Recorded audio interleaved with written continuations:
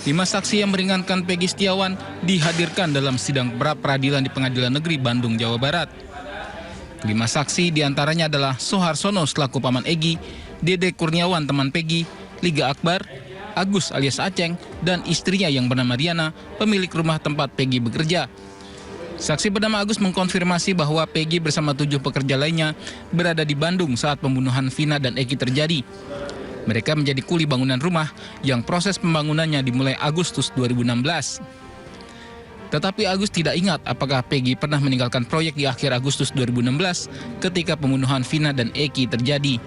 Peggy, apakah secara fisik saudara mengetahui 8 orang ini wajah-wajahnya? Ya kalau di ini sekarang ya tahu itu Peggy ada. Oke. Ya. Yang saya mau katakan, apakah saudara pernah melihat Peggy di media televisi dan sebagainya, dan saudara pernah bertemu di rumah saudara pada saat membangun kan? Tahunya waktu membangun. Apakah pada saat di antara tanggal 25 Agustus sampai di bulan September Peggy berada atau bekerja di dalam pembangunan rumah saudara? Saya lupa lagi, Pak. Saudara lupa? Ya. Selain itu dalam sidang juga turut dihadirkan saksi ahli hukum pidana sebagai saksi meringankan Peggy. Sunandi Cahya menjawab pertanyaan dari tim kuasa hukum Peggy Setiawan tentang ciri fisik Peggy dan DPO yang sempat dirilis Polda Jawa Barat. Namun Peggy Setiawan tidak sesuai dengan ciri fisik DPO yang dirilis oleh Polda Jabar. Ini bukan si A pelakunya, tapi si B. Nah, untuk meyakinkan saya bahwa pelakunya si B gimana? Nah, itu kan saya bilang dengan letter aja, dengan surat yang mulia. Jadi pemohon atau kuasanya tulis surat kepada penyidik. Pak, Bapak salah tangkap, Pak. Yang melakukan ini bukan si A. Nah, ini saksinya dengan lengkap diajukan saksi-saksi. Boleh di BAP saksi-saksinya bahwa itu bukan dia. Suhandi mengatakan jika hal itu terjadi, maka Polda Jawa Barat terindikasi salah tangkap. Kemudian hakim juga bertanya soal bagaimana cara meyakinkan hakim jika seseorang menjadi korban salah tangkap. Dari Bandung, Jawa Barat, tim liputan melaporkan.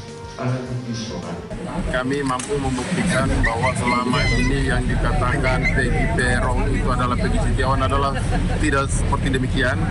Kemudian juga dari saksi, kami juga bisa membuktikan bahwa peristiwanya tanggal 27 Mei 2016, Peggy Setiawan berada di kota Bandung.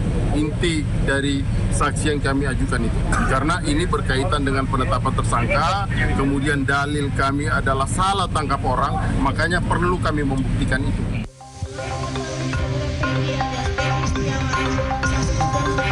Sidang pra-peradilan tersangka kasus pembunuhan Vina dan Egy, Peggy Setiawan, kembali digelar Selasa kemarin. Agenda sidang adalah pembacaan jawaban dari Polda Jabar atas surat permohonan dari Peggy Setiawan. Dalam jawaban tersebut, Polda Jabar menolak dalil yang disampaikan oleh tim Peggy Setiawan dalam surat permohonan. Polda Jabar meyakini penetapan Peggy sebagai tersangka ini sudah berdasarkan dan telah memenuhi barang bukti yang cukup dan sah.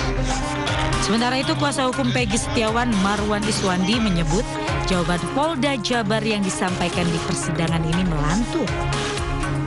Mereka seharusnya melengkapi alat bukti itu. Apa yang disangkakan? Matinya Egy kan apa? Karena benda tumpul, seharusnya ada benda tumpul dicari. Ada nggak sidik jarinya Peggy Setiawan? Itu baru saya bilang good. Dan mereka sangat tidak profesional. Saya berani mengatakan tidak profesional. Katanya waktu dia habis dari dibunuh itu kan dipeluk katanya sama Peggy Perong. Otomatis kan di baju itu ada darahnya ini, ada darahnya si Peggy, si Egy atau si Vina. Selanjutnya, menurut kuasa hukum Peggy Setiawan, pihak termohon atau Polda Jabar tidak mampu memberikan bukti yang valid terkait penangkapan Peggy.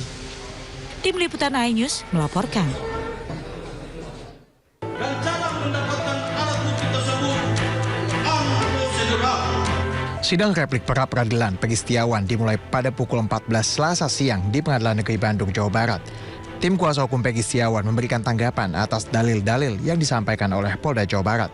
Sebelumnya, tim kuasa hukum sempat menilai dalil yang disampaikan Polda Jawa Barat dalam sidang melantur. Dengan demikian menjadi tidak jelas kapan gelar perkara tersebut terjadi.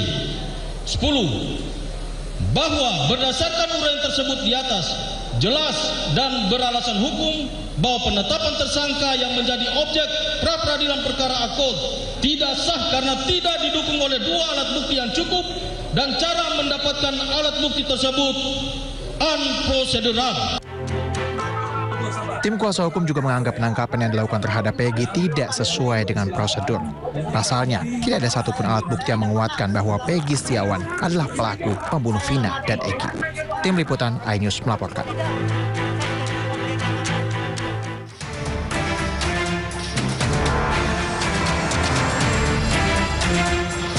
Tim Bidang Hukum Kepolisian Daerah Jawa Barat membacakan tanggapan atas gugatan tim penasihat hukum Peggy Setiawan dalam sidang pra-peradilan yang dimulai sejak pukul 9 Selasa pagi. Ada 3 poin utama yang dibacakan, sekaligus jadi bantahan atas gugatan tim penasihat hukum Peggy Setiawan. Poin utama adalah prosedur penetapan tersangka, penangkapan, serta proses penyidikan telah sesuai aturan dan diawasi langsung oleh Ditpropam Polri, Kompolnas, hingga Kapolda Jabar. Selain itu, Polda Jabar juga mengungkapkan banyaknya ketidaksesuaian kesaksian dari Peggy Setiawan dengan keterangan para saksi. Bahwasanya tadi sudah disampaikan replik dari pemohon, ada beberapa hal yang disampaikan terus kita jawab juga, dan kita menolak secara keseluruhan dalil-dalil yang disampaikan oleh pemohon. Itu aja. Nah, kita besok agendanya yaitu pembuktian, menghadirkan saksi-saksi dari pihak pemohon maupun termohon. Kalau yang dari pemohon itu ada 5 kalau nggak salah ya, sama 1 saksi ahli. Kalau yang dari kita 1 saja. Karena saksi-saksi itu yang kita sudah sampaikan di dalam jawaban semuanya.